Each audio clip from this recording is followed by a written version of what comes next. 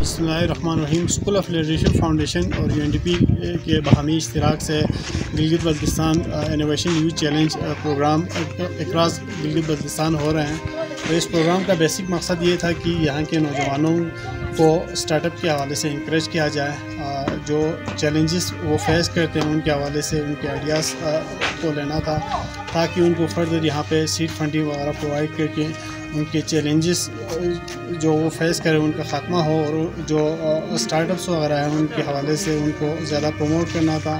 اس میں ہمارے پاس basically 5 theme تھے، 5 تھیموں کے اوپر مختلف سیڈ فنڈنگ وغیرہ فراہم کر رہے ہیں۔ تو اس میں آپ کی جو ایگری بیسڈ ٹورزم ہے، ہیلتھ ہے، وومن امپاورمنٹ ہے، کلائمیٹ چینج کے حوالے سے آپ کے آئیڈیاز کو ویلکم کیا جاتا ہے، جس کے بعد آپ کو 70,000 سے لے کے 2 لاکھ تک کے مختلف گرانٹس دیے جاتے ہیں۔